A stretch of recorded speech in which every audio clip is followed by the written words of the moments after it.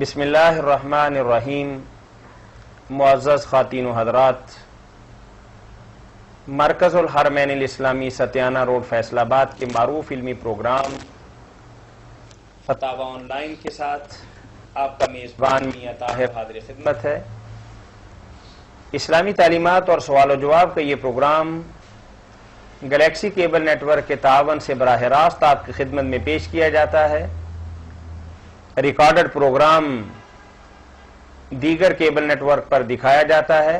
اپنے دینی، معاشی، معاشرتی مسائل کے لیے ہمیں کال کیجیے اور قرآن و سنت کی روشنی میں جواب حاصل کیجیے۔ کال کرنے کے لیے ہمارا ٹول فری نمبر ہے 0800117777۔ بتاتے چلیں کہ اس پروگرام میں آپ کی طرف سے آنے والی فون کالز اور براہ راست پوچھے گئے سوالات کے جوابات معروف مذہبی اسکالر، ممتاز عالم دین، مفتی اعظم پاکستان محترم مولانا محمد اسحاق مدد ذلہ العالی مرحمت فرماتے ہیں۔ کال کرنے کے لیے ہمارا ٹول فری نمبر دوبارہ نوٹ کر لیں 0800117777۔ کال کرنے والے بہنوں اور بھائیوں سے ہماری گزارش ہے کہ کال ملانے سے پہلے اپنے ٹیلی ویژن کی آواز کو بہت کم کر لیں تاکہ آپ کی آواز ہم تک صحیح طور پر پہنچ سکے اور ہم آپ کے سوال کا جواب دے سکیں۔ جی مولانا، ہمارے پاس کچھ تحریری سوالات ہیں، جب تک کال نہیں آتی ہم انہیں نپٹا لیتے ہیں۔ بھائی کا سوال یہ ہے کہ اسلام کیا ہے، اور سوال کا دوسرا حصہ یہ ہے کہ ایمان و عمل کیا ہے۔ جی السلام علیکم۔ وعلیکم السلام، محمد امین شاہ لاہور سے بول رہا ہوں۔ جناب علی، کیسے ہیں آپ؟ شکر ہے رب تعالیٰ کا۔ اچھا، وہ کل والی بات جو ہے نا تھوڑی سی نامکمل ابہام سا رہ گیا، وہ کلیئر نہیں ہوئی کہ اگر میں نے جس سے قرض لیا ہے وہ بندہ گیا دنیا سے چلا گیا، جی جی، اب اس کی ویلیو، اس کے قرض کی رقم وہ اسی کو پتا تھا اور کسی کو نہیں، اور نہ ہی کسی کو اس نے میں وہ بتایا تھا کہ میرے بعد اس کو دے دینا یا میرے بچوں کو دے دینا یا کسی کو دے دینا۔ تو ابھی اس صورت میں کیا کرنا چاہیے؟ میں کسی وجہ سے ادا نہیں کر میرے بھائی اس نے بتایا یا نہیں بتایا، جب وہ فوت ہو گیا نا تو اس کے مرنے کے بعد وہ مال جو ہے نا اس کے حقدار، اس کے وارث بن گئے، بیٹے بیٹیاں بیوی وغیرہ جو شریعت میں اس کے وارث ہیں ان کا حق بن گیا نا، مرنے والے کا تو معاملہ ختم ہو گیا۔ اب آپ کو چاہیے پتا کرنا کہ اس کے کوئی بچے یا جو بھی ہیں ان تک ان کے حصوں کے مطابق ایک کو نہ دے دیں، کوئی بڑا ہی آ جائے کہ مجھے ہی دے دو نا۔ نہیں، وہ رقم اتنی زیادہ نہیں ہے مولانا صاحب، اور وہ آدمی بڑا امیر آدمی تھا۔ نہیں، اللہ قرآن میں کہتا کہ تھوڑا یا بہت ہے نصیب مفروضہ، حصے تو اللہ نے مقرر کیے نا، یہ تو نہیں دیکھا جاتا رقم زیادہ یا تھوڑی، ان کا حق ہے۔ باقی اگر نہیں پتا چلتا تو پھر آپ اللہ کی راہ میں وہ صدقہ کر دیں اور دعا کر دیں کہ اس آدمی کے کھاتے میں اللہ اس کو درج کر دے۔ اچھا، ایک دوسرا صاحب آپ کے سوال کی ایک تھوڑی سی وضاحت میں چاہوں گا۔ آپ نے فرمایا کہ اس کی ویلیو کا نہیں علم، ویلیو کا علم آپ کو تو ہے نا جنہوں نے دینی ہے؟ مجھے پتا ہے۔ ہاں ٹھیک، آپ نے فرمایا تھا کہ ویلیو کا نہیں پتا، اس کے بچوں کو، ہاں ان کو تو خبر نہیں ہوتی بعض اوقات انسان کے معاملات، آپ ان کو دیں، ان کا حصہ ہے نا۔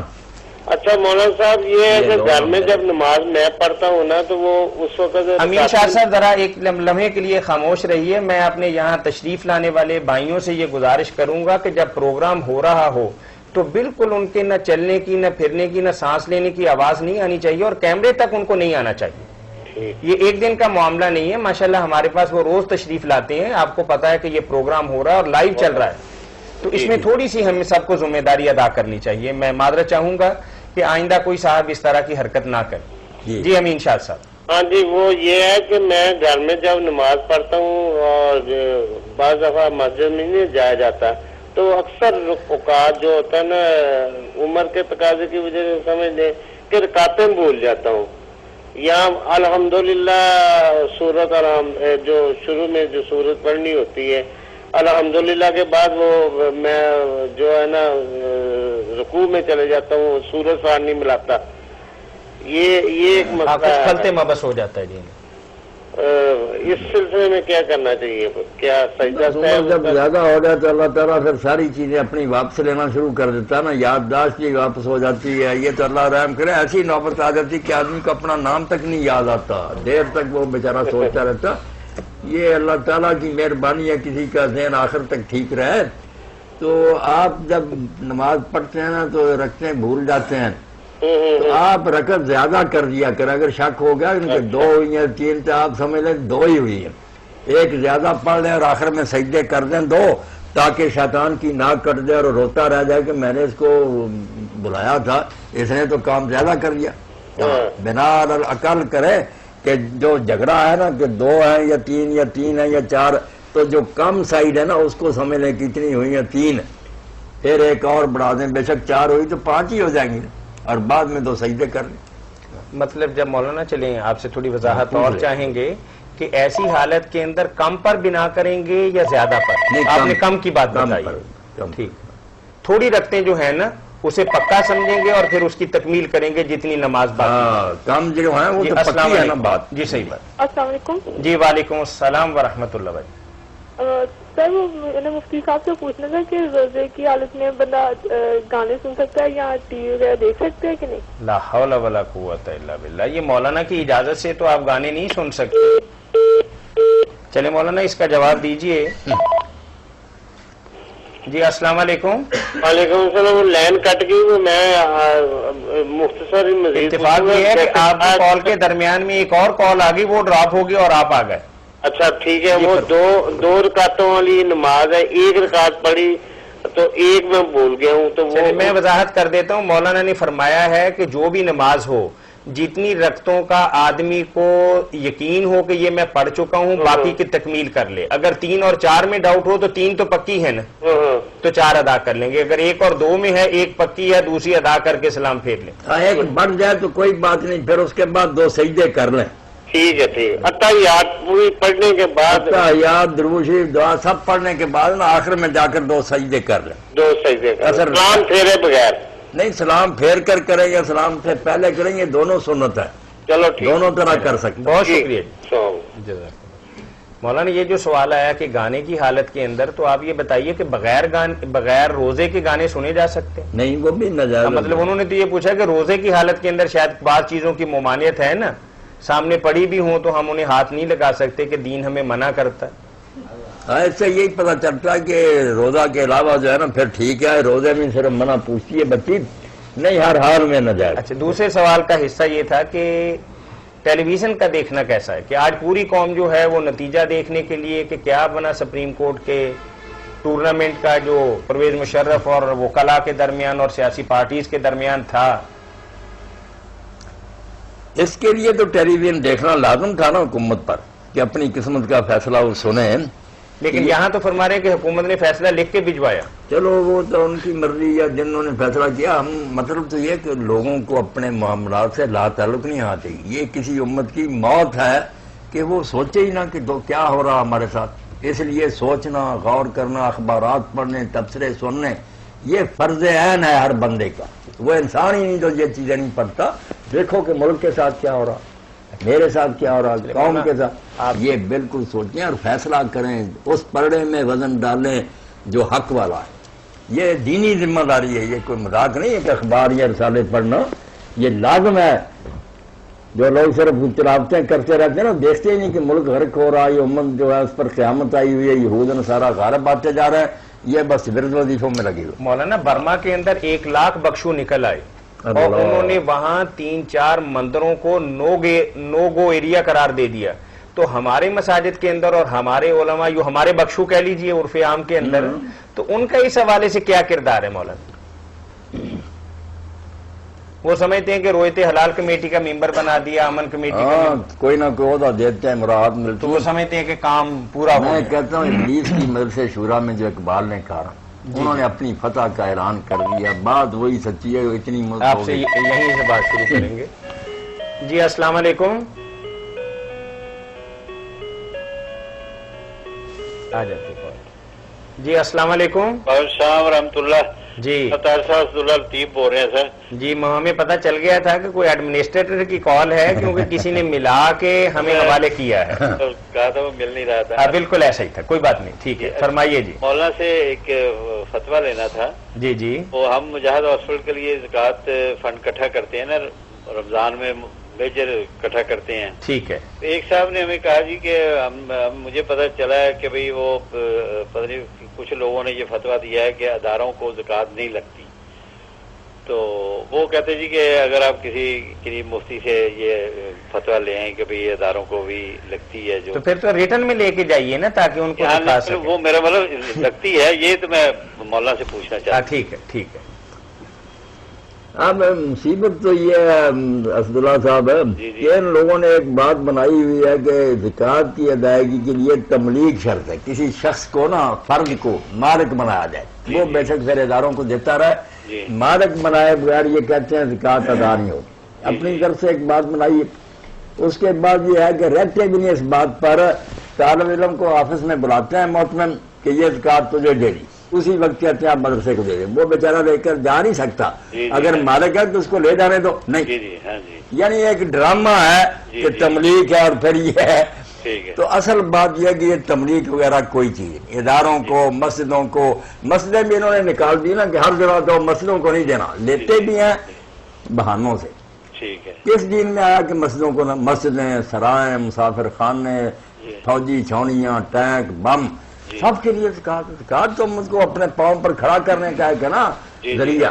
تو آپ بے فکر ہیں. اگر آپ کو جماعت کے کسی جگہ سے یا یہ جو ہے غامدی وغیرہ ہے، غامدی بھی آج کیا دے گا، توضیحات ملے نا، توضیحات. مولانا آپ سے فتویٰ لے لیں گے. میں بھی فتویٰ دے دوں گا. مگر مولانا امین حسن اسرائیلی صاحب رحمۃ اللہ نے تو اس پر پورا رسالہ لکھا تھا نا کہ تملیک کی کوئی بنیاد بھی ہے. اور سیرت النبی جو ہے سید سلیمان ندوی کی، وہ بھی لینی چاہیے. وہ کہتے تملیک کہیں لکھی ہے اپنی طرف سے گھڑی بات. تو اداروں کو بالکل ٹھیک ہے. آپ لکھ کر لے آئے فتویٰ خود ہی کہ اداروں کو زکوٰۃ دینی ٹھیک ہے. میرے مجھ سے اسٹیمپ لگوا لیں، میں دستخط کر دوں گا. لکھنے لکھانے کا کام تصدرہ تھا. آپ دیکھ دینا کہ میرے لیے خط کا جواب دینا بھی مشکل ہے. یہ آپ لکھ لیں بے شک، یا ہمارے میاں طاہر صاحب سے آ کے لکھوا دیں 2 سطریں، میں اس پر دستخط کر دوں. میاں طاہر صاحب سے ایک اور کام کہا ہوا ہے، وہ انشاءاللہ میں ہو گیا سمجھے آپ کا کام. انشاءاللہ کافی آپ کو ڈیٹا دیں گے انشاءاللہ. یہ وعدہ ہے آپ سے انشاءاللہ. اچھا جی. آپ سب دوست سن رہے ہیں کہ ابلیس نے اپنی فتح کا اعلان کیا. جی السلام علیکم. السلام علیکم. جی وعلیکم السلام ورحمۃ اللہ. جی تیمور بول رہا ہوں میں فیصل آباد سے. جی فرمائیے جی بھائی. مجھے نا اعتکاف کے بارے میں پوچھنا ہے کہ اس کے شرائط کیا ہیں دوران اعتکاف، کیا کیا آپ پرہیزی ہیں یا کیا کام نہیں کرنے چاہیے؟ جی ہاں. یہی سوال ہے نا آپ کا؟ بالکل. ٹھیک ہے. سب سے پہلی بات تو میں یہ عرض کروں گا، بہت سے لوگوں کا سلام آتا نا السلام علیکم، لام نہیں کہتے السلام علیکم. یہ بات بنی، لام گم کر گئے. کئی اچھے بڑے لوگ بھی ہیں نا دیندار، وہ بھی السلام علیکم لام نہیں کہتے. یہ بڑی گالی ہے، بڑی بد دعا ہے کہ تو ہلاک ہو جائے، موت ہو جائے. لام کہنا چاہیے کھول کر السلام علیکم. لام اس کے بغیر نہیں کہنا چاہیے. یہ بات سب لوگ دھیان میں رکھیں کہ جب بھی کسی کو سلام کہیں نہ کہیں تو اس سے بہتر ہے جو السلام علیکم نا، یہ تو آپ نے اس کے لیے بد دعا کر السلام علیکم. دوسری بات جو اعتکاف کی آپ نے پوچھی، اعتکاف کی ایک ہی بات ہے کہ مسجد میں رہنا، بلا وجہ مسجد سے نہیں نکلنا. مجبوری ہو جانا کہ نہانے کی حاجت ہو گئی کسی آدمی کو، اس کو باہر نکلنا پڑے گا. پاخانہ پیشاب ہے اس کے لیے جانا، وضو کے لیے جانا ہے 2 منٹ کے لیے کہ ٹونٹیوں پر گئے وضو کر کے فوراً مسجد میں وہاں بیٹھے رہے، پھر بھی اعتکاف کوئی نہیں. اعتکاف مسجد میں رکنے کا نام ہے اور کوئی پابندی نہیں. وہاں آپ سوئے رہیں، جاگتے رہیں، قرآن شریف پڑھیں، چپ رہیں، کوئی اس میں نہیں، کوئی نہیں. حضرت صاحب کوئی مخصوص مثلا دعا وغیرہ یا مخصوص دعا تو آخری دینا نا وہی ہے جو ام المؤمنین عائشہ رضی اللہ تعالیٰ نے روایت کی. اللہ کے رسول علیہ السلام سے پوچھا کہ ان راتوں میں شب قدر بھی ہو سکتی، کیا پڑھوں؟ تو بیٹا پھر فرمائے اللہم انک عفو تحب العفو فاعف عنی. آگے کئی لوگوں نے یا غفور یا رب ملا لیا، کوئی نہیں ملانا، بس یہاں ختم کر دینا اللہم انک عفو تحب العفو فاعف عنی. جی بغیر ضرورت وضو کرنا یا نہانا یہ نہیں، جو بالکل مجبوری ہے نا کہ مسجد میں وہ کام نہیں، اس کے بغیر مسجد. اس کے علاوہ چینج وغیرہ کر سکتے ہیں، مثلا بغیر نہائے آپ چینج کر لیں، کپڑے وغیرہ چینج کر لیں. نہیں، کپڑے بے شک بدلیں، کوئی بات نہیں، خوشبو لگائیں، کپڑے بدلیں، مسجد میں رہتے ہوئے مسواک کر لیں. تیمور بتایا آپ نے اپنا نام. جی. مولانا میں اس پہ تھوڑی سی وضاحت طلب کروں گا آپ سے کہ میں بھی ایک دفعہ اعتکاف بیٹھنے کا زندگی میں موقع ملا 3 دن کے لیے، تو میں نے وہاں دیکھا کہ اعتکاف والوں کا ایک الگ ہی نصب و لین ہے کہ 11 بجے تک سوتے ہیں، پھر دفتری امور کی طرح نہاتے ہیں گھنٹہ 1.5 گھنٹہ لگا کے، پھر اس کے بعد بن ٹھن کے کو تھوڑی سی تلاوت کرتے ہیں، پھر ظہر کی نماز اور پھر گپ شپ اور اس کے بعد افطاریاں اور پھر سونا. ایسے لگتا ہے کہ یہاں نیند پوری کی جا رہی ہے مولانا. غالب اکثریت صاحب آپ کی بات سن کر مجھے وہی بات یاد آئی جو اپنے دور میں امام ابن قیم نے کہا کہ رسول اللہ کا اعتکاف کیا تھا، اور اب لوگوں نے کیا یہ اعتکاف کر لیا کہ مسجدوں میں بیٹھ کر تفریح اور آپس میں باتیں اور خوش طبی. اور مولانا عبد الماجد دریا بادی اپنی تفسیر میں لکھتے ہیں کہ بہتر یہ ہے کہ اس دور میں لوگ اعتکاف چھوڑ دیں، یہ اس کا کوئی خیال نہیں کرتے. انہوں نے شغل بنا رکھا اکٹھے ہو کر. کہاں وہ تنہائی اور اللہ کو یاد کرنا، رگ بیٹھ کر اللہ سے معافیاں مانگنا، رونا، وہ بات نہیں. اور نہانے کا جو مسئلہ، جو نہانے کا مسئلہ جائز کر دیا کہ نہا لو، اس نے تو سارا کام ہی خراب کر دیا. جی بھائی فرمائیے کیا پوچھ رہے ہیں؟ آستانہ ہوتا ہے، مثلا بنا لیتے ہیں، کوئی پیرو مرشد اپنا آستانہ بنا لیتے ہیں، وہاں پہ جمعہ پڑھاتے ہیں، یا مثلا ایک مسجد نہیں ہے آستانہ بنا ہوا ہے، وہاں پہ اعتکاف کیا جا سکتا ہے مثلا؟ نہیں، اعتکاف مسجدوں میں ہے نا بچہ، وہاں نہیں، آستانے پہ نہیں ہوگا اعتکاف، آستانوں پر نہیں.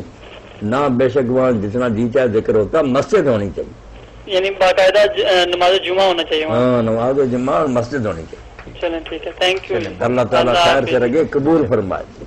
جی مولانا یہ ہماری سایہ پہم کی کرامت ہے کہ آج پالیسی چیلا کہتا ہے. جی السلام علیکم. وعلیکم السلام. جی بھائی کیا حال ہے آپ لوگوں کا؟ جی الحمدللہ. مولانا صاحب سے یہ پوچھنا تھا کہ اکثر ظہر کے فرضوں میں اور عصر کے فرضوں میں قرأت نہیں ہوتی ہے. ہاں تو اس صورت میں اکثر نہیں، ہمیشہ ہی نہیں ہوتی. تو اس صورت میں کیا جیسے گھر میں نماز پڑھتے ہیں سب کچھ پڑھتے ہیں، ہاں تو کیا اس صورت میں بھی سب کچھ پڑھنا چاہیے؟ ہاں بالکل میرے بچے ٹھیک ہے. اصل میں 2 چیزیں درست کرنی چاہیے سوال میں.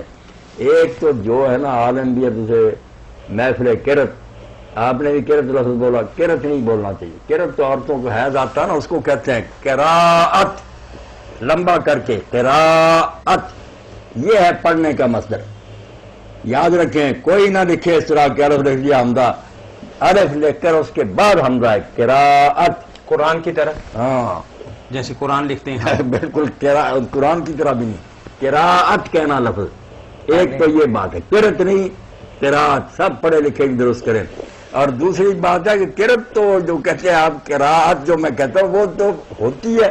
زور میں بھی اصل میں قرآن پڑھے کے بغیر تو نماز نہیں، جہر کہنا تھا آپ نے، اصل میں کہنا تھا صدیقی صاحب جہر. بلند کچھ آواز نمازوں میں اونچی پڑھا جاتا ہے، کچھ میں نہیں. یہ نہیں کہہ سکتے قراءت نہیں ہوتی. امام صاحب یا اکیلا اکیلا ہر شخص الحمد شریف بھی پڑھتا ہے، سورت بھی پڑھتا ہے، قراءت کے بغیر تو نماز نہیں. بندے اونچی پڑھنے کو کہتے ہیں، قراءت نہیں. قراءت آہستہ بھی ہو، اونچی ہو، الگ بات، جہر سے ہوگی یا خفیہ ہوگی. تو آپ کا سوال اصل میں یہی ہے، تو ٹھیک کرنے کی بات تھی نا کہ زور اثر کی نماز میں قراءت. مولانا صاحب معذرت کے ساتھ اپنا ذرا مائک صحیح کر لیں. مائک صحیح ہے، مائک ٹھیک ہو نا؟ ٹھیک نہیں، مائی بالکل ٹھیک ہے. مائک ٹھیک ہے. آواز آ رہی ہے مولانا جب بولتے ہیں؟ جی ہاں اب آ رہی ہے. اب آ رہی ہے. مولانا نے تو کچھ بھی نہیں کیا. نہیں کوئی نہیں کیا، ٹھیک ہے. آپ سنیں، ہاں کیا آپ کا منشا جو تھا وہ صرف میں نے الفاظ کی اصلاح کی کہ زور اثر میں اونچی آواز سے نہیں پڑھاتا. تو آپ پوچھتے ہیں کہ اب جب آدمی تنہا پڑھتا ہے تو وہ الحمد شریف بھی پڑھتا ہے، سورت بھی پڑھتا، تو کیا امام کے پیچھے، اور چونکہ آواز نہیں امام کی آتی اسے بھی حکم آہستہ پڑھنے کا، تو کیا ان نمازوں میں الحمد شریف اور سورت ہم پیچھے پڑھیں؟ بالکل آپ صدیقی صاحب سب کچھ پڑھیں، الحمد شریف بھی پڑھیں، سورت بھی پڑھیں، ایک ختم ہو جائے دوسری شروع کریں، جب تک وہ امام رکوع نہیں کرتا آپ پڑھتے چلیں. اور اگر آپ نے کوئی لمبی شروع کی ہے، درمیان میں اس نے رکوع کر دیا، چھوڑ کر رکوع کر. جن نمازوں میں اونچی آواز سے پڑھتا ہے ان میں سنا کر، اس میں نہیں پڑھیں گے. نہیں جو آہستہ پڑھی جاتی ہیں ان میں کوئی خاموش رہنے کی وجہ نہیں، کوئی توقی نہیں، نہ کوئی آیت روکتی ہے نہ کوئی حدیث روکتی ہے. آہستہ نمازوں میں بالکل پڑھنی چاہیے. جی السلام علیکم. وعلیکم السلام. وہ کال ڈراپ ہو گئی تھی میری. جی فرما. مولانا نے جواب دیا ہے کہ جب تک امام سیدھی نماز میں قرات کر رہا ہو آپ بھی صورتیں پڑھتے جائیں. صحیح ہے. اگر امام رکوع میں چلا گیا تو پھر جہاں آپ ہوں وہیں آپ رکوع میں چلے جائیں. لیکن اکثر اوقات اگر انسان دیر سے جماعت میں ملے اور وہ سورہ فاتحہ کے دوران ہی رکوع آ جائے تو کیا وہ سورہ فاتحہ کو چھوڑ کے رکوع میں جائے یا اس کے سورہ فاتحہ مکمل کر کے رکوع میں جائے؟ صدیقی صاحب جب امام رکوع کر لینا رکوع میں چلا گیا آپ فاتحہ آدھی یا یہ تھوڑی یا یہ بالکل نہیں پڑھی چھوڑیں اس کو رکوع میں جائیں امام کی پیروی کریں. یہ کام تو بالکل بے ڈنگا ہوگا نا کہ امام رکوع میں آپ کھڑے پڑھ رہے ہیں یہ پھر اقتداء تو نہ ہوئی. باقی فکر نہ کریں کچھ پڑھا یا نہیں پڑھا جب رکوع مل گیا نا آپ کو تو رکعت آپ کو مل گئی. اللہ اللہ خیر صاحب. بہت مہربانی مولانا صاحب. خوش ہاں یہ مولوی نذیر صاحب تم بھی لکھ لو یہ شعر یہ ہماری یہ نہیں لکھ سکتے نہیں لکھنا کال لکھیں گے. السلام علیکم. جی وعلیکم السلام. جی بھائی ٹیلی ویژن کی آواز کچھ کم کیجیے گا. جی میں نے یہ پوچھنا ہے مولانا صاحب. آپ ٹیلی ویژن کی آواز کم کر لیں پھر بہت اچھے طریقے سے سوال کر کے بے شک بند کر لیں. جی ہاں سوال پورا کر لیں آپ پھر ٹیلی ویژن کی آواز اونچی کر لیں. جی میں نے یہ پوچھنا ہے کہ جب نماز جو ہے وہ ایک نکر جیسے ہوتی ہے یہ گٹروں تک جو ہے ہاں ہاں وہ پہن کے کیا نماز پڑھ سکتے ہیں؟ اچھا تھوڑی وضاحت کیجیے. آج کل دو طرح کی نکریں چل رہی ہیں ایک لانگ نکر اس کو کہتے ہیں ایک شارٹ نکر کہتے ہیں. آپ جو گھٹنے سے نیچے پنڈلی تک جاتی ہے تقریباً پنڈلی تک جو ہوتی ہے پنڈلی تک جو جاتی ہے نا. جی جی ہاں ٹھیک ہے مولانا وہ ایک پہنتے ہیں نا آپ نے دیکھا ہوگا جاگنگ کرنے والے خاص طور پر اس طرح کی پتلون پہنتے ہیں جو یہاں تک پنڈلی تک آتی ہے. اچھا یعنی گھٹنے سے نیچے. اس کو پتلون بھی نہیں کہہ سکتے نکر بھی نہیں کہہ سکتے. یہ کوئی نئی نسل ایک آئی ہے اس کو لانگ نکر کہتے ہیں. ہر چیز نئی آ رہی نا. جی بالکل. یہ سارے برائلر جو ہے نا نئے پیدا ہو رہے ہیں. جی تو آپ اس کے بارے میں بتائیں گے. میں یہی بتاؤں گا کہ ناف سے لے کر گھٹنوں تک اگر آپ نے چھپایا ہوا نا تو آپ کی نماز درست ہے. اگر ادب کے خلاف ہے کوئی طریقہ نہیں. آپ اس لباس میں کسی عدالت میں کسی پنچایت میں جا سکتے ہیں آپ کو شرم آئے گی. تو جو لباس پہن کر آپ بندوں کے سامنے جانے سے قانون کی اور بات ہوتی. قانون تو یہ ہے کہ ناف سے گھٹنوں تک آپ نے ڈھانکا ہوا ٹھیک ہے فتویٰ ہم دیں گے مگر جو نماز کا اصل مقصد ہے کہ اللہ کے سامنے حاضری ہے اس کے ساتھ اس کو خیال میں رکھیں. تو ایسا لباس بالکل خلاف عقل معلوم ہوتا ہے. یہ کوئی مناسب بات نہیں نظر آتی. نہیں مولانا پہلے دو چار برس پہلے تو ایسا تھا کہ اس طرح کی نکر والا بندہ ہمیں بڑا اجنبی لگتا تھا لیکن اب چونکہ دیکھ دیکھ کے ہم کچھ عادی ہو گئے ہمیں کچھ اوپرا نہیں لگتا مولانا. السلام علیکم. جو کلیہ میں نے سمجھا دی ہے نا. میں نے مولانا سے یہ سوال کرنا تھا کہ آپ میں بیٹھنے کا ٹائم کیا ہے 20 روزے کے فجر کے ٹائم بہت اثر کے ٹائم. ٹھیک ہے آپ کا سوال ہم دہراتے ہیں. پوچھنا تھا کہ مطلب ٹینٹ آ کے لازمی خیمہ بنانا ہے اور اس کے بعد باہر کیسے آتے جاتے ہیں. ٹھیک ہے آپ کے دو سوال ہو گئے. ایک تو سوال یہ ہے کہ اعتکاف پہ مسنون طریقہ کون سا ہے اور وقت کون سا ہے. ہاں جی ہاں جی. اور بلا ضرورت باہر نہیں آنا وہ تو بتائیں لیکن آپ چپ کر جائیں نا. آپ کی بات تو سن لی ہے ہم نے. ہاں جی ہاں جی. ہم آپ کی بات ہی آپ کو سنا کے تصدیق چاہ کے پھر آگے بات کریں گے. چلیں جی ٹھیک ہے آپ دے میں فون بند کرتے ہیں. اچھا جی اللہ حافظ. جی مولانا پہلی بات تو بہن نے یہ پوچھی ہے کہ اعتکاف پہ بیٹھنے کا مسنون وقت کون سا ہے. مسنون وقت اب بہت سے لوگ سمجھ چکے ہیں اور اس بات پر آ گئے جو حدیث شریف کے مطابق تھی. کچھ اب بھی ضد کرتے ہیں کہ شام کو عصر کے بعد بیٹھتے ہیں. وہ 20 کو اب 20 کو نا جب سورج غروب ہونے کا وقت ہوتا ہے اس سے پہلے مسجد میں چلے جاتے ہیں. یہ طریقہ کوئی نہیں بالکل غلط بات ہے. 20 تاریخ جو ہے نا اس کی فجر کی نماز مسجد میں پڑھنی ہے اور مسجد میں نماز پڑھنے کے بعد وہیں آپ نے اعتکاف بیٹھنا شروع ہو گیا. کیونکہ حدیث پاک میں آتا جب آپ اعتکاف کا ارادہ کرتے تو فجر کی نماز پڑھ کر اپنی اعتکاف کی جا بیٹھے. شام کا کوئی دکھا ہی نہیں سکتا. دنیا جہان میں کہیں نہیں ہے کہ شام کو بیٹھتے تھے فجر کی نماز کی. اب وہ فجر کچھ لوگوں نے یہ سمجھا کہ 21 کی فجر ہے. یہ پچھلوں میں سے کئی لوگوں نے سمجھا کہ 21 کے دن فجر کی نماز پڑھ کر مانے فجر ہی مگر 21 میں پھر دوسرے علماء نے کہا یہ تو بڑا نقصان ہوا. اگر 21ویں رات ہی لیلۃ القدر ہوئی تو آپ نے تو غم کر دی. تو سب نے پھر کہا کہ عقل کی بات ہے یار ہم 21 لکھا ہوا یہی ہے نا کہ فجر تو فجر 20 کی کو بیٹھو تاکہ آرام سے 21ویں رات اور ساری لیلۃ القدر بھی آ جائے.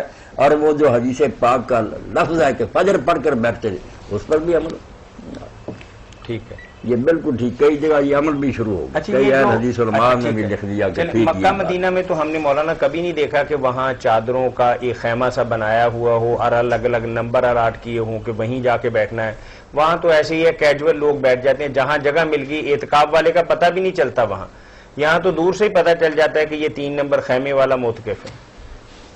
وہاں بہت بڑا نا اجتماع ہے، وہاں خیمے کیا لگیں گے، مسجد کو تنگ نہیں کیا جا سکتا. باقی کئی جو تھے نا تابعین اور نیک لوگوں کا یہی طریقہ تھا کہ وہ پتہ نہیں لگنے دیتے تھے کہ ہمیں ملے جلے رہتے تھے. السلام علیکم. وعلیکم السلام. یہ کوئی بری بات جی نہیں. بھائی. بہت اچھا. احد بول رہا ہوں سر، میں تارکاوا فیصل آباد سے. جی فرمائیے بھائی. جی میں یہ حافظ صاحب سے یہ پوچھنا چاہ رہا تھا کہ سم ٹائم ہم لوگوں نے یہ دیکھا ہوگا کہ مساجد میں جب لوگ نماز پڑھنے جاتے ہیں کچھ ضرورت مند اپنے سوال کرتے ہیں ادھر آ کر. ہاں صحیح ہے. یعنی کہ جن کو آپ مانگنے والا بھی کہہ سکتے ہیں، ضرورت مند بھی کہہ سکتے ہیں. جی جی. کچھ حضرات وہ ایسے ہیں کہ وہ ہمیں کیا کرتے ہیں نا، وہ ہمیں نا ان کو ڈانٹ دیتے ہیں، ان کو بغیر ڈانٹنے کی بجائے جھڑکتے ہیں اور باہر بھگا دیتے ہیں. ٹھیک ہے. یہ بھگا دیتے ہیں. اور اگر ان سے ہم کہتے ہیں کہ یہ ضرورت مند ہے، ان کو نہ ایسا کیا جائے، لیکن یہ لوگ پھر بھی باز نہیں آتے. پھر یہ ہمیں الٹا کہتے ہیں کہ آپ کو کیا یہ حدیث ہے کہ مسجد میں مانگنا حرام ہے. یا یہ اگر مسجد میں مانگنا حرام ہے تو یہ لوگ جمعے کے جمعے اپنی یہ جھولیاں لے کر کیوں لوگوں کے سامنے آ جاتے ہیں؟ میں حافظ صاحب سے یہی سوال پوچھنا چاہتا ہوں کہ آپ کے 2 سوال ہو گئے نا. 2 سوال ہو گئے. جی بالکل 2 سوال ہو گئے. نہیں بہت اچھی بات ہے. اور ایک اور سوال کہ عشاء کے نماز کے وقت جب ہم وطر میں یہ اپنا دعائے قنوت پڑھتے ہیں، اگر دعائے قنوت نہ پڑھیں تو بڑے کہتے ہیں کہ 3 مرتبہ قل اللہ احد پڑھ لینی چاہیے. کیا یہ ٹھیک ہے یا دعائے قنوت لازم ہے؟ اچھا میں ایک معذرت چاہوں گا، آپ ہمارا پروگرام باقاعدگی سے نہیں سنتے. اگر 1 مہینہ لوگ نا ذمہ داری سے میں یہ بات کہتا ہوں کہ میری بہنیں اور بھائی اگر پورا رمضان ہمارا پروگرام سن لیں تو الحمدللہ آپ یہ سمجھیے کہ دین کا بہت بڑا انسائکلوپیڈیا ان کے دل دماغ کے اندر آ جائے گا اور ان کی بہت سی سمتیں درست ہو جائیں گی اور بے شمار مسائل حل ہو جائیں گے. قنوت کے بارے میں تو مولانا نے بہت دفعہ بتا چکے ہیں، پھر آج بھی بتائیں گے. قنوت بھی ہے. بھائی کا سوال یہ ہے کہ آیا مساجد کے اندر یہ جو لوگ جولیاں پھیرتے ہیں اور مسجد کے نام پر چندہ اکٹھا کرتے ہیں اور وہیں اگر کوئی غریب آدمی اپنی ضرورت کے لیے کوئی اعلان کرتا ہے تو ان میں سے ہی چودھری بن کے ایک آدمی کہتا ہے کہ تم نے سب کی نماز خراب کر دی، پیچھے چلے جاؤ، ایسا کر لو. جائز بات ہو گئی نا. بس نہیں بس آپ چپ کر دیں. ایک دعائے قنوت کا پوچھا، ایک مسجد میں سوال کا، ایک اور پوچھا تھا. 3 سوال تھے نا وہ 2 سوال اکٹھے ہی ہو گئے نا. ایک تو مسجد والوں کا مانگنا اور ایک مسجد میں لوگوں کا مانگنا. جی بالکل. ہاں سوال ٹھیک ہے. جی بالکل میں یہ سوال کا جواب چاہتا ہوں. ابھی دے رہے ہیں.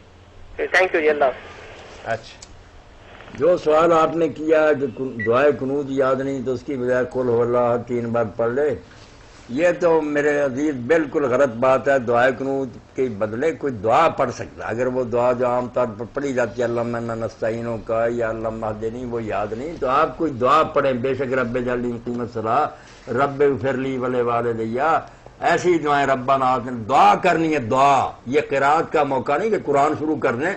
قرآن مجید نہیں پڑھنا. بالکل غلط بات ہے کہ آدمی یہاں قل هو اللہ شروع کر دے. یہ کیا تو ہوا؟ وہ رب اغفر لی 2 بار کہے، 1 بار کہہ لے، چلو قنوت ہوگی. کوئی دعا پڑھے جو بھی اس کا جی چاہتا ہے. اور سارے لوگ یہ بھی سن لیں کہ دعائے قنوت کسی دعا کا نام نہیں. یہ بھی ذہن سے نکالیں کہ کوئی دعائے قنوت ہے. سوال ہوتا دعائے قنوت سنا، دعائے قنوت کون سی ہے؟ جو دعا میں عاجزی سے کر لوں گا وہ دعائے قنوت ہے. صحابہ اور تابعین کا پڑھیں، کوئی پابندی نہیں. کبھی کوئی پڑھ رہے تھے، کبھی رو کے اپنی مانگتے. کیوں تم پوچھتے ہو کہ دعائے قنوت فلاں ہے فلاں؟ کوئی یاد کرنے کی بات نہیں. جو پسند آئے. ابن مسعود رضی اللہ عنہ یا حضرت عمر رضی اللہ عنہ کو اگر اللہم انا نستعینک کا پسند تھی، وہ بھی وتر میں نہیں انہوں نے پڑھی، فجر کی نماز میں پڑھتے تھے جب قنوت پڑھی جاتی ہے. اس میں قنوت نازلہ یہ جو ہے نا اللہم اہدنی، یہ حضرت حسن رضی اللہ عنہ اپنے جد امجد علیہ السلام سے سنی تھی، وتر میں پڑھتے تھے. مگر یہ بھی کوئی حکم نہیں ہو گیا کہ یہ پڑھو. کئی لوگوں کا آتا کہ انہوں نے جب کوئی حدیث شریف میں دعا پڑھی یا قرآن میں، انہوں نے کہا میں تو اپنی قنوت میں اس میں کو پڑھتا ہوں. ایک ٹکڑا میں پڑھ دوں، ابن ماجہ شریف کی حدیث ہے. دعا آپ بھی لکھ رہے ہیں، قنوت الگ ہے. یہ سارے بندے نوٹ کریں. ایک ٹکڑا ہی پڑھوں گا، دعا لمبی ہے. رب اعنی ولا تعن علی وانصرنی ولا تنصر علی وامکر لی ولا تمکر علی واہدنی ویسر الہدی لی وانصرنی علی من بغى علی. اللہ میری مدد کرنا میرے مقابلے میں جو دوسرا فریق ہے اس کی مار نہ کرنا، میرے لیے تدبیر کرنا، میرے دشمنوں کے لیے کوئی تدبیر نہ کرنا، ہاں میرے لیے ہدایت کا راستہ آسان کر دے اور اس میں برکت دے، اور جو میرے خلاف ہیں مجھ پر زیادتی کرتے ہیں ان کے مقابلہ میری مدد۔ آگے بھی لمبی دعا جو اس راوی نے کہا یار مجھے اتنی پسند ہے میں اپنی قنوت میں یہ پڑھوں، یہ میں نے اس لیے کہہ دیا قنوت میں آپ کروڑ دعا بھی جمع کر سکتے ہیں۔ دیکھتے نہیں حرم شریف میں جب امام دعا کرتے ہیں پونا پونا گھنٹہ کرتے، قنوت کو کھلا کریں کہ عاجزی سے دعا، قنوت عاجزی سے جو دعا کریں گے وہ قنوت، مسجد اس لیے قل هو اللہ نہیں پڑھ، قل هو اللہ تو قرآن شروع کر دیا، دعا تو رہی نا۔ ٹھیک ہے، دوسری بات یہ مسجد کے مسجد اندر میں سوال، یہ بالکل غلط بات مشہور ہے کہ مسجد میں سوال کرنا حرام ہے، لکھ کر بھی کئی لوگوں نے کہا مسجد میں سوال کرنا حرام ہے، حدیث پاک حضور کی طرف منسوب کر دی کہ جو مسجد میں مانگنے والے کو دے گا قیامت کے دن اللہ تعالیٰ 1 روپے کے بدلے میں اس سے 70 مانگے گا کہ آپ 70 ادا کرو تمہاری، کیوں مسجد میں دیا تھا؟ جھوٹ پر جھوٹ بولتے جاتے ہیں، کوئی اللہ کے رسول نے ایسی بات نہیں کی۔ سائلوں کے لیے حضور بھی کہتے تھے، سائل بھی کرتے تھے، باب السؤال فی المسجد، یہ ابو داؤد شریف میں نکال کر دیکھیں کہ مسجد میں ہی سوال کیا دیا اس کو۔ صرف یہ ہے کہ مانگنے والے بھی کچھ اللہ کا خوف کریں، ایک اگر کوئی واقعی حاجت مند نہیں تو سوال نہیں کرنا چاہیے، بڑا گناہ ہے، قیامت کے دن گوشت نہیں ہوگا، خون بہ رہا ہوگا کہ تم کیوں مانگتے جی ہو؟ السلام علیکم۔ وعلیکم السلام، جی بھائی، پاس بول رہا ہوں۔ جی جی میں پوچھنا تھا گھر میں فرض نماز ہو جاتی ہے؟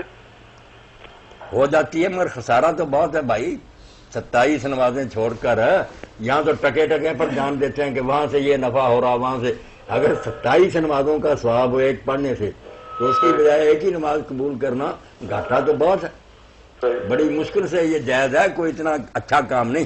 اگر کوئی خاص مجبوری نہیں تو مسجد میں جائیں، وہاں اپنے ساتھیوں سے ملیں، کسی کی خبر لیں، کوئی آپ سے ملے، جی ٹھیک ہے، تو دینا چاہیے۔ ایک بات تو کہ جو ضرورت مند نہیں وہ سوال نہ کرے، دوسرا یہ کہ سوال کرتے ہوئے خیال کرے کہ اگر نماز پڑھ رہے ہیں لوگ تو پریشان تو نہ کریں، تھوڑا صبر کر لے، جب فارغ ہو جائے پھر اپنی بات سنا لے۔ پھر مسجد میں ہوگا کون؟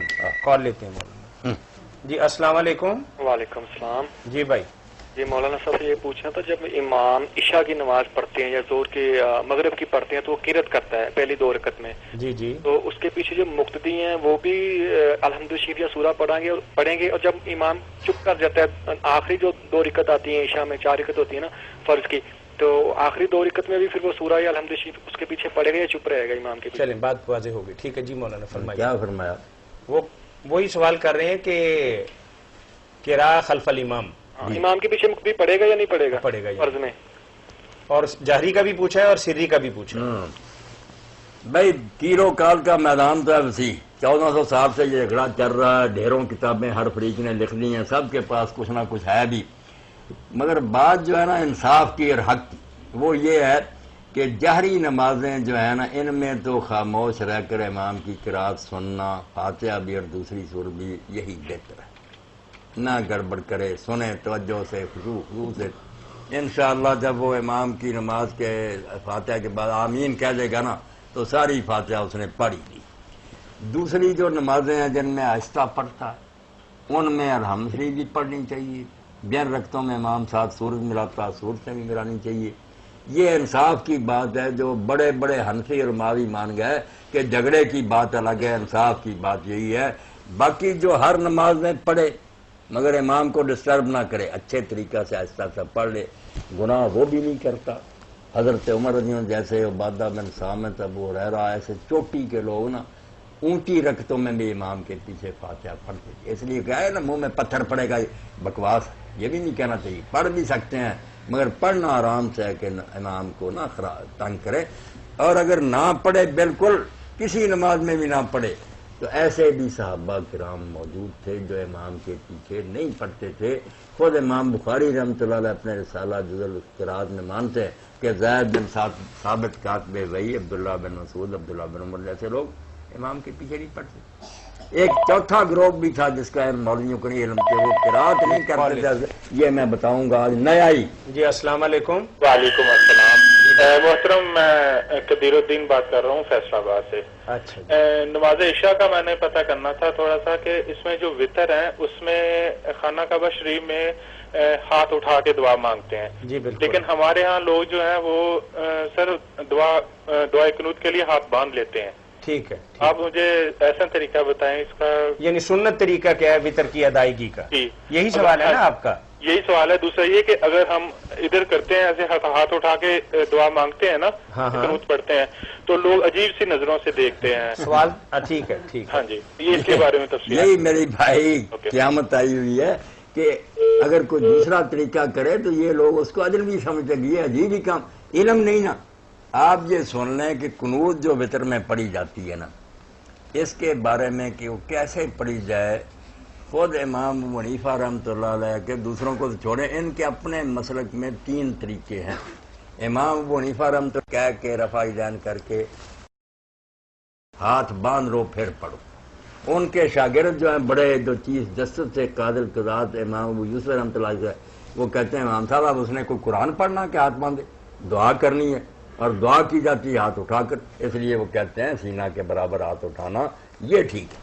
اور یہ بھی انہوں نے دلیل کی, تقی عثمانی صاحب بھی مانے کہ بات یار ٹھیک ہے کہ جب حضرت عبداللہ بن مسعود رضی اللہ عنہ سے لوگوں نے کوفہ میں یہ قنوت سیکھی ہے, تو ان کا جب آتا ہے کہ وہ قنوت میں سینہ کے برابر ہاتھ اٹھا کر دعا کرتے تھے, تو کیا کرتے, مسئلہ ان سے لیتے, مرضی اپنی کرتے.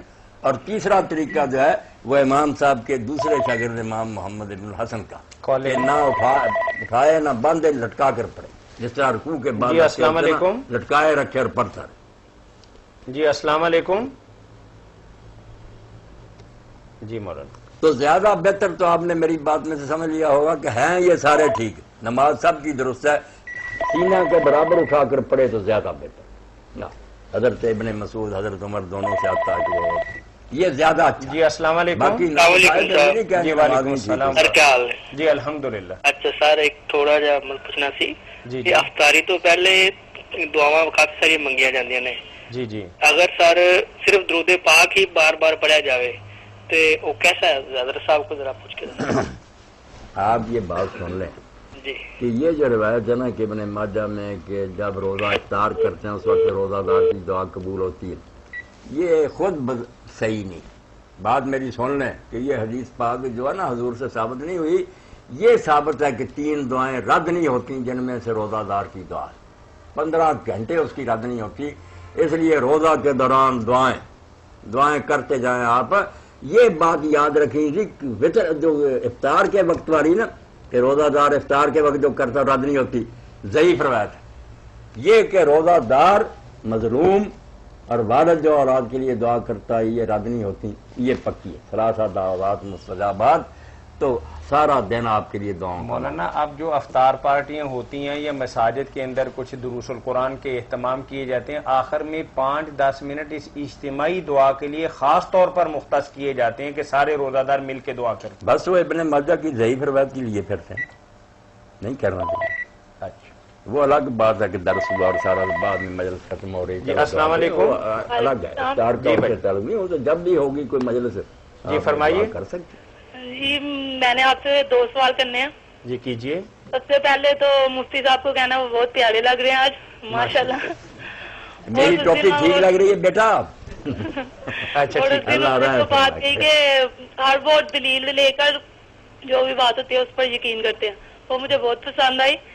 اور اگر ہم سب ایسا سوچے تو ہم سب ایک ہی جماعت کے ہو جائیں. ایک ہی یہی میرا مشن ہے بیٹا. میں نہیں ان جگہوں میں پڑھتا, یہ ان لوگوں نے اپنی دکانیں الگ. میں بھی نہیں پڑھتی, اسی لیے میں نے وہ آپ سے پوچھی بات. چلیں سوال یہ کیجئے. سارے جو ہے نا ایک ہی. سوال یہ ہے کہ جو ہم سر پہ مہندی لگاتے ہیں, سرخ ہو یا کالی ہو, ہاں ہاں اس میں اکثر اوقات نماز کا ٹائم آ جاتا ہے. بالکل. اس کے اوپر اگر مسا ہو سکتا ہے نماز اگر ہم نے پڑھنی ہو. بہت اچھی بات بیٹا پوچھی. میں یہی چاہتا ہوں کہ جو ضرورت کی باتیں وہ لوگ پوچھیں, ایسی باتیں جن کا کوئی تعلق ہی نہیں دنیا اور آخرت میں ان لوگوں کی, وہ کیوں پوچھ. یہ جو ہے نا, اور دوسری بات میں نے نہیں آپ کے سوال کا جواب دے لیں پھر دوسرا کیجئے. جواب مجھے بعد میں دے, مجھے یہاں پہ سمجھ نہیں لگتی. اچھا ٹھیک آ ہے جائے گی سمجھ. مولانا نہیں ٹھیک کہہ رہی ہے بہن. ایک تو مہندی کا سوال ہے, دوسرا کیا ہے آپ کا؟ دوسرا یہ جو تفسیر عثمانی ہے لکھا ہوا آپ نے کہ وہ فری لے سکتے ہیں, لے سکتے ہیں. تو وہ میرا تو شناختی کارڈ بنانا ہی ہے. تو ابو کا بھی نہیں بنا؟ بھائی میرے چھوٹے ہیں اور ابو سے میں کہتی ہوں وہ روز ٹال دیتے ہیں. نہیں تو پھر ظاہر ہے کہ ان کی ذمہ یعنی وہ داری. اس کام میں ذرا نہیں جلدی آتے. وہ میں نے تو انہیں نماز اتنی مشکل سے پڑھانی ہوتی ہے, وہ ان کاموں میں نہیں آتے جلدی. چلیں کسی کو بھجوا دیں. آپ کا اب کیا پوچھیں گے, آپ سے نام بتا دیں پھر میں دے دوں گا اس کو. میرا نام عائشہ اسلم ہے. ٹھیک ہے، آپ کسی کو کل بھجوا دیں، کل 9 بجے سے 3 بجے تک آپ کا نام لے، ہم کتاب دے دیں گے اس کو. دے دیں گے. جی میں ظہیر احمد کو بھیج دوں گی. چلیں بھجوا دیجئے گا. چلیں سوال تو ایک ہی ہوا نا آپ کا؟ یہ دوسرا بھی سوال ہی تھا میرے لیے. ٹھیک ہے جی، ٹھیک. یہ سوال جو ہے نا کیا بچی نے کہ سر پر مہندی لگائی ہے اور ابھی اس کو دھونے کا وقت نہیں ہے اور نماز کا وقت آ گیا، تو آپ سن لیں بیٹا اور دوسری عورتیں بھی سن لیں کہ مہندی پر آپ مسح کر لیں، اتارنے کی ضرورت نہیں، اسی طرح لگی رہنے دیں، اوپر سے ہاتھ پھیر دیں، وضو ٹھیک ہے. آپ بلکہ آپ لوگوں کے لیے یہ بھی رہتا ہے، مردوں کے لیے بھی ہے کہ وہ جیسے موزے پر مسح کرتے ہیں، میں نے یہ ٹوپی ہے میں نہ اتاروں، اس پر ہی ہاتھ پھیر سکتا ہوں، پگڑی پر کر سکتا. مسح علی ماما بھی سنت ہے کہ پگڑی پر ہی ہاتھ پھیر لو. سردیوں میں اگر کوئی سمجھتا ہے بالوں پر ہاتھ لگایا ٹھنڈ لگ جائے گی تو اوپر ٹوپی جو کپڑا اس پر ہاتھ پھیر لے. آپ بھی اسی طرح جو ہے نا آپ کے سروں پر خمار دوپٹہ اس کے اوپر بھی ہاتھ پھیر سکتی ہیں. جو عمرے اور حج کے لیے جاتے ہیں وہ بچیاں کئی بڑی پریشان ہوتی ہیں، باندھا ہوتا نا تو پھر کھولنا اور غیر مردوں کے سامنے کیا ضرورت ہے، اوپر کر لیں. یہ شکر ہے امام ابن حزم رحمۃ اللہ نے بڑی محنت سے ایسے آثار اور حدیثیں جمع کر دیں کہ بالکل اگر سر پر کوئی چیز آپ نے رکھی ہے اس پر ہاتھ پھیر، مطلب عورتیں برقعے سمیت ہی اس کے اوپر ہاتھ. ٹھیک جی. السلام علیکم. السلام علیکم. جی وعلیکم السلام. مہندی کے اوپر ہی ہاتھ پھیرنے بالکل ٹھیک عورتوں کا قبرستان کے جانے میں کیا حکم ہے؟ عورتیں بھائی میرے بھائی صحیح بات یہی ہے کہ وہ قبرستان جا سکتی ہیں، مگر یہ ہونا چاہیے کہ پردے کا خیال کریں.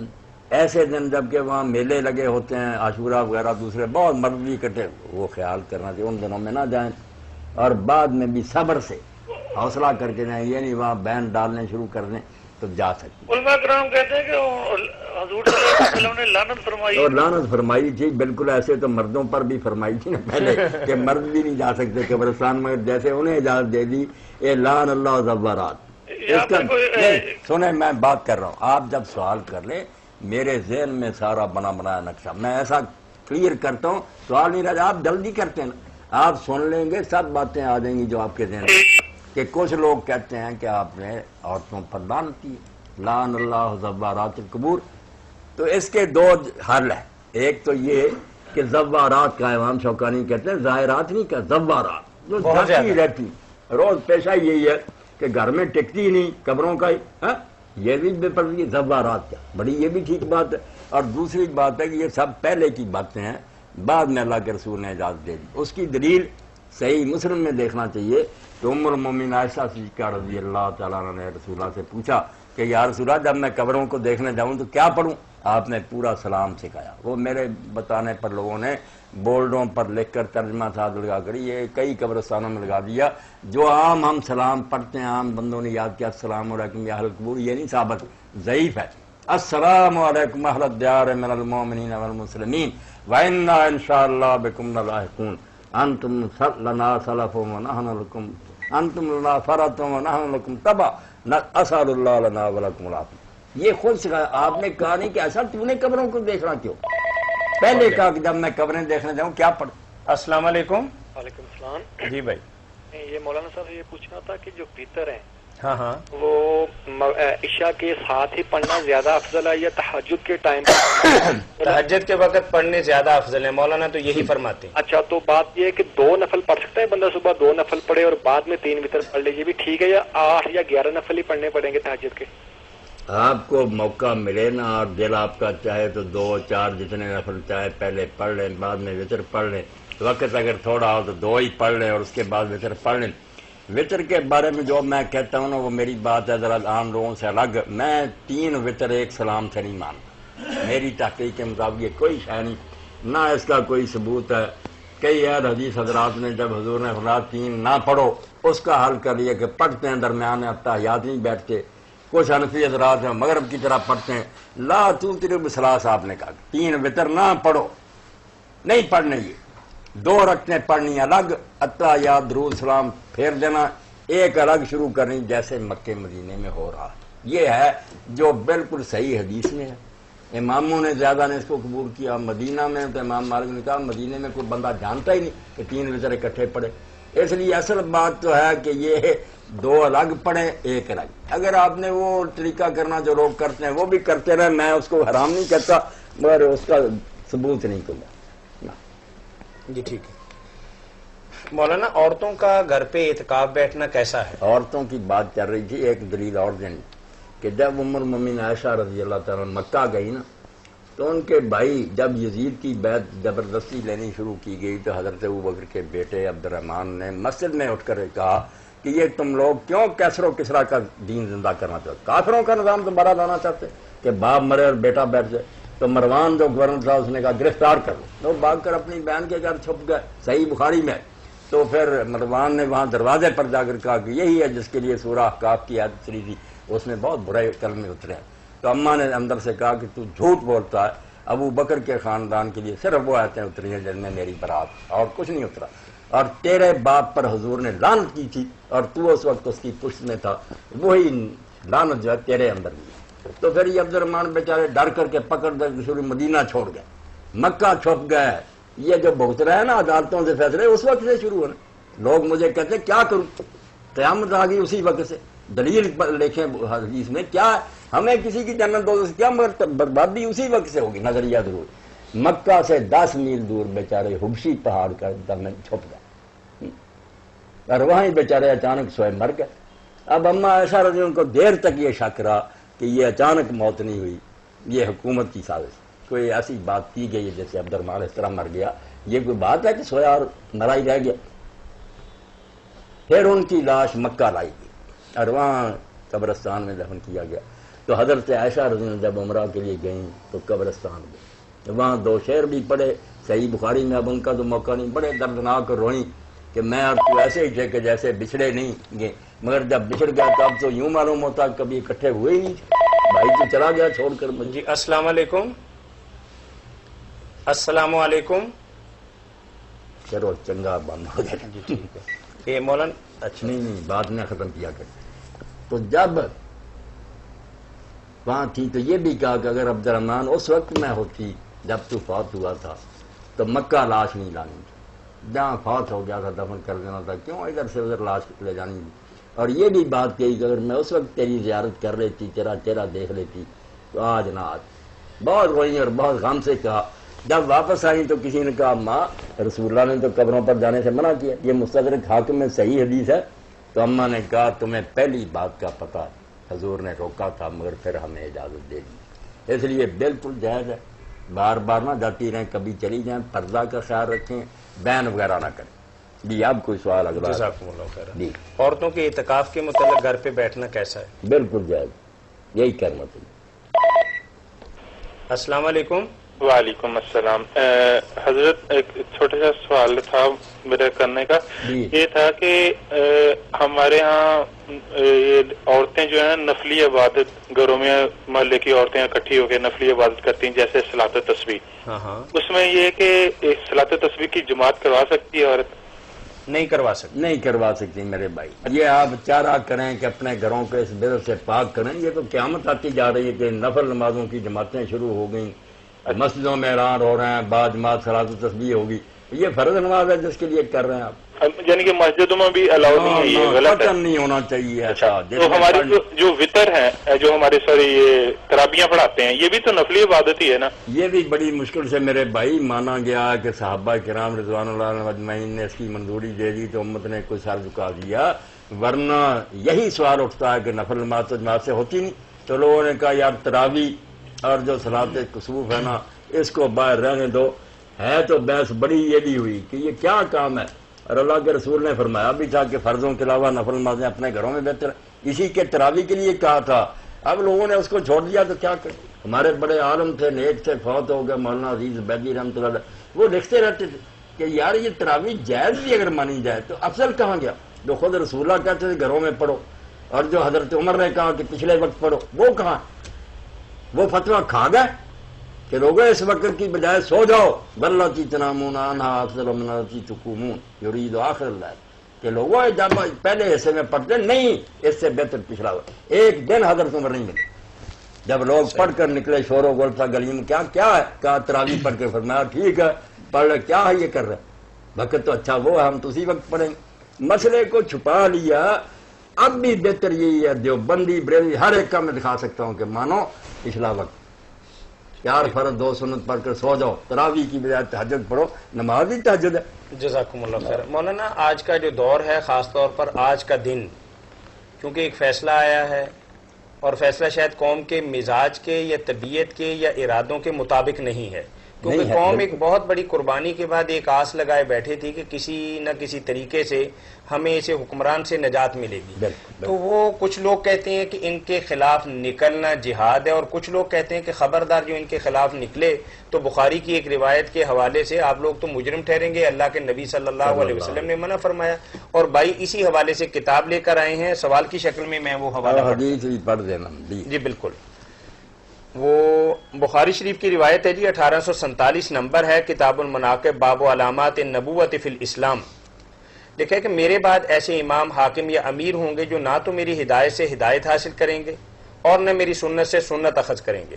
ان میں ایسے لوگ ہوں گے جن کے دل تو شیاطین کے دلوں کی طرح ہوں گے جو انسانی ڈھانچوں میں فٹ کیے گئے ہوں گے۔ سیدنا حذیفہ بن یمان رضی اللہ تعالیٰ عنہ فرماتے ہیں کہ میں نے کہا اس وقت مجھے کیا کرنا چاہیے اگر میں وہ بدترین وقت پالوں؟ آپ صلی اللہ علیہ وسلم نے فرمایا تو بات سنتا رہے اور مانتا رہے، اگرچہ کوئی ظالم حکمران تیری پیٹھ پر درے مارے اور ظلم سے تیرا مال ہتھیا لے، پھر بھی اس کی اطاعت سے نہ نکلنا بلکہ سن اور مان۔ یہ کتاب لے کے آئے ہیں جی، سوال کی شکل میں، دلیل بھی پوری کی پوری، باران توحید اس کا نام ہے، اور یہ ہمارے پاس ہے امیر حمزہ جماعت الدعوہ، اور جو غزوہ نکالتے ہیں ان کے رئیس و تحریر ہے۔ اللہ تعالیٰ انہیں سلامت رکھے جی بالکل۔ اور یہ بھائی آج آئے ہیں، میرا خیال شاید دوسرا روزے یہاں کھولیں گے، اور آتے ہی انہوں نے تیسری دفعہ چٹ بھجوا دی کہ میرا سوال ضرور پڑھنا ہے۔ بالکل، جو کچھ فیصلہ سامنے آیا اور لوگ جو توقع رکھتے تھے، اب شاید چند گئے گزرے لوگوں کے سوا جو نہیں چاہتے کوئی دین کا غلبہ، باقی کوئی آنکھ نہیں جو نمناک نہیں، کوئی دل نہیں جو غمگین نہیں، بول سکیں یا نہ بول جیب کہتے ہیں سارے لوگ ہمارے ساتھ ہیں، وہ تو پتہ چلے نا آزادی ملے تو، جب دبایا ہوا جیلیں ہیں، کوڑے ہیں، اور ساری ایجنسیوں کے جو افسر تھے انہوں نے اکٹھے کر کے ممبروں کا کل کی خبر سب کو بلا کر کہا کہ ووٹ دینا یا نہیں دینا۔ اس لیے کیا بات کریں، وہ مجبوری الگ، باقی مسئلہ کریں گے، کیونکہ مسئلہ جو ہے اس کو بہت غلط بیان کر دیا گیا۔ حالات ملک کے جو ہیں اللہ سے دعا وہی ٹھیک ہے کریں، مگر یہ مسئلہ اتنا خراب ہو گیا، نظریہ ضرور جو میں پہلے بھی روتا ہٹاؤں نا کہ شروع سے ہی یہ مور لگا دی کہ ظالم بیٹھ جائے نا، متسلط اس کو کہتے ہیں، زبردستی بیٹھ گیا، پھر وہ حکمران ہے، پھر اس کے خلاف جو اٹھے گا وہ دوستی ہے، یہ جو جی چاہے کرتا ہے، مار لوٹے کوڑے مارے، یہ بن گئی۔ ایسی حدیثیں جو تھیں ان سے کام چلا لی۔ بات تو جب آدمی اپنی کرنے پر آ جائے کوئی نہ کوئی ڈھونڈ ہی لیتا آیت حدیث۔ تو اصل میں بات یہ ہے کہ ایک ہوتا ہے کہ حکمران جس کو ہم اپنی آزاد مرضی سے چنیں، بالکل چناؤ کے وقت وہ ولی تھا، متقی تھا، کوئی جبر نہیں تھا، کوئی اس کا دباؤ نہیں تھا، ہم نے اپنی خوشی سے چنا، مگر انسان شیطان نے اس کو گمراہ کر دیا، بھٹ گیا، کلمہ نہیں چھوڑا، مگر ظلم کرنے لگا، کوڑے مارنے لگا، مال چھیننے لگا، جیسے اس میں ہے۔ وہاں یہی ہے کہ بے صبر ہو کر جلدی سے نہیں اس کے خلاف ہونا، بہت کوشش کرنی ہے کہ حالات درست ہو جائیں، کیونکہ انتخاب کے وقت وہ بالکل میرٹ کے لحاظ سے قابل تھا۔ بات سن لیں، جو چنا نہیں گیا، زبردستی بیٹھا، وہ اگر ابو بکر صدیق لیا نا تو بالکل اسلام کی نظر میں اس کی حکومت کی رائی قدم، نہ وہ خلیفہ نہ اس کی سننے کا ہمیں حکم ہے، اس کے سننے والے ماننے والے جہنمی۔ یہ باتیں ان کی ہیں جو چناؤ کیا تھا تم نے، مگر کچھ خرابی آ گئی، ٹھیک ہے، اگر بات حد سے نہیں گزر گئی، جب حد سے گزرے پھر اس کو بھی نہیں برداشت کریں گے، مگر کافی حد تک صبر کرو۔ یہ حضرت عمر رضی اللہ عنہ کا اعلان جو ہے نا وہ کورٹ تک بھی پہنچانا چاہیے اور اس نشر کرنا چاہیے کہ انہوں نے اپنے خطبہ میں یہ اعلان کیا، صحیح بخاری میں ہے کہ ان کی زندگی میں جب انہوں نے آخری حج کیا تو کچھ لوگوں نے یہ شوشہ اٹھا دیا کہ حضور کے بعد کون سا مشورہ ہوا تھا، حضرت عمر نے ہاتھ پکڑ لیا تھا، وہ بکر کا خلیفہ بنا دیا تھا، وہاں کوئی اجتماع ہوا تھا، ہم بھی اسی طرح جب یہ مرے گا نا تو طلحہ کا ہاتھ پکڑیں گے خلیفہ بنانے کا۔ آپ نے فرمایا سازش شروع ہو گئی، تو کہا میں یہاں عرفات میں خطبہ دوں گا۔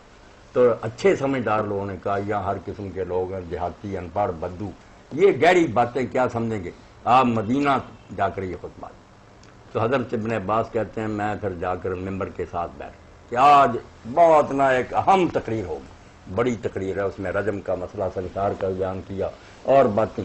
تو حضرت عمر رضی اللہ عنہ نے وہاں کہا کہ ایسی باتیں لوگ کہتے ہیں کہ ابو بکر کی بیعت بھی تو ناگہانی ہوئی تھی، کوئی مشورہ نہیں دیا، تھوڑے سے آدمی سے حضرت عمر آتے. انہوں نے کہا میں خود مانتا ہوں، میں صفائی نہیں دوں گا کہ کانت بیعت ابو بکر فلتا، کہ ابو بکر کی بیعت اچانک ہوئی تھی، مشورہ نہیں ہو سکا، ہنگامی. ہاں ہنگامی وکلا شرع، مگر شکر ہے کہ بعد میں کوئی ہنگامہ نہیں، امت مان گئی الحمدللہ، ورنہ نہ مانتے تو کیا ہونا تھا پھر. اور ساتھ ہی کہا کہ اب ابو بکر جیسا آدمی تم میں ہے، اس کی طرف تو سب کی گردنیں اٹھتی، سر اٹھا کر لوگ دیکھتے کہ امت کا سربراہ کون ہے ایسا. اور ساتھ ہی اعلان کیا کہ اب اگر کوئی مسلمانوں کے مشورے کے بغیر بنے گا تو وہ بیعت لے، اس کا بھی سر اڑا دو اور بیعت کرنے والوں کا اڑا دو. کسی کا حق نہیں کہ مسلمانوں کا حق چھین کر وہ اپنے آپ ہی فیصلے کرتے پھریں. یہ ہضم کر گئے بخاری شریف. یہ جو ہے کہ نیک چنا، میں کئی مرتبہ کہتا ہوں کہ خامد کی اطاعت کی بہت حدیث ہے، مگر خامد وہ جس کا نکاح ہوا، کوئی بیوی کسی کی نکال کر لے گیا، وہ آتے ہیں حدیثیں سناتا رہا ہے کہ خامد کی اطاعت، وہ خامد ہے ہی نہیں، اطاعت کیا کرے اس کی. حکمران چنا ہوا امت کا. جی السلام علیکم. جی بولیے. مفتی صاحب سے میرا سلام کیجیے. مفتی صاحب سے میرا سلام کیجیے. جی ٹھیک ہے. وعلیکم السلام ورحمۃ اللہ وبرکاتہ. ہاں بیٹا پوچھیں جو دیکھیے اگر کماری لڑکی ہو، مجھے کیا ہو گیا؟ کماری لڑکی حج کر سکتی ہے؟ ہاں کر سکتی ہے ماشاءاللہ. اس کا باپ بھائی کو ساتھ ہو تو کر سکتی ہے، بغیر محرم کے نہیں جا سکتی. ادھر تو ہم نے دیکھا کہ یہ انڈونیشیا وغیرہ کے مسلمان وہ بچے بچیاں پہلے حج کرتے ہیں، بعد میں ان کی شادیاں کرتے ہیں. تو اگر کنواری بچی کرے اپنے ماں باپ کے ساتھ بہت اچھی بات. ہاں کوئی اس میں پابندی نہیں. جی جزاکم اللہ خیر. یہ بات مکمل ہوگی آپ کی کہ اسما حکمران اسلام میں وہی ہے جس کو آزاد مرضی سے. بلکہ یہ بھی سن لیں کہ جس نے کہا نا مجھے بناؤ، یہ امیدواری جو بن گئی ہے یہ بھی دین اسلام کے قسم خلاف. یہ کافروں نے کینڈیڈیٹ بن گئے. اسلام میں یہ کہ جس نے کہا نا مجھے چنو، بس نائل ہو، اسی پر لکھ لیں گے تو نہیں لکھنا. اس پہ تھوڑی سی یہاں کوئی کھڑا نہیں ہو سکتا. یہ تو ہرس پائی گی. حضور نے فرمایا اگر اسے خیال ہوتا کہ میں تو ایک چھری کے نیچے جا رہا ہوں، کتنا بوجھ ہے امت کا اٹھاؤں، وہ بھاگتا پھرتا ایسے کہ میری جان چھوڑو، کو جا کے وہ ووٹ مانگتا پھرے سارے. یہ خود بے ایمان ہونے کی علامت ہے کہ اقتدار کا بھوکا، اس کو صرف لذت نظر آتی ہے، حساب نہیں نظر آتا. نعمت المرضیہ تو بیست الفاطمہ. فرمایا اب اس کے پستان چوس رہے ہو نا، مزے لے رہے ہو اس وقت، تو یہ بڑی اچھی مانا تمہیں لگتی ہے. جب چھڑائے گی نا دودھ، قیامت آئے گی پھر پتہ چلے گا. آپ نے تو ابو ذر جیسے ولی سے کہہ دیا کہ ابو ذر تم کمزور نظر آتا مجھے، درویش ہے، 2 آدمیوں کا بھی امیر نہ بننا، حکومت کا حساب جو بہت مشکل. دین تھا وہاں، لوگ جان چھڑاتے تھے.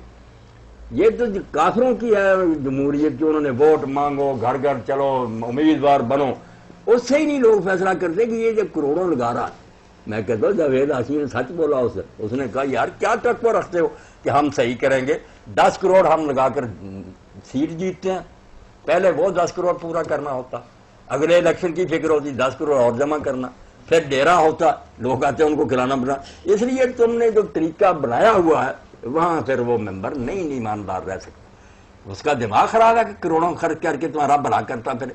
ہاں تو یہ بات جب تک ختم نہ ہوگی کہ کوئی امیدوار نہ ہو، کوئی ووٹ نہ مانگے، لوگ محلے میں جا کر یا اپنے علاقے میں خود اس کا دروازہ پکڑیں کہ تو نیک آدمی ہم بنا کر چھوڑیں گے، پھر کام بننا.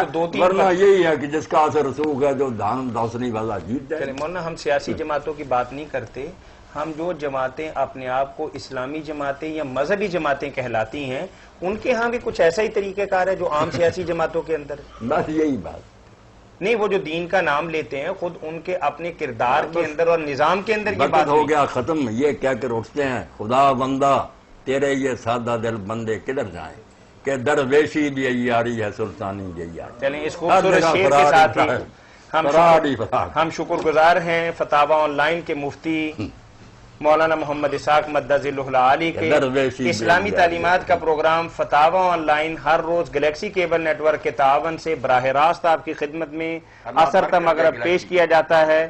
ریکارڈڈ پروگرام دیگر کیبل نیٹ ورک کے ذریعے دکھایا جاتا ہے. اپنے دینی، معاشی، معاشرتی مسائل کے لیے ہمیں کال کیجئے کال کرنے کے لیے ہمارا ٹول فری نمبر ہے 08001117777۔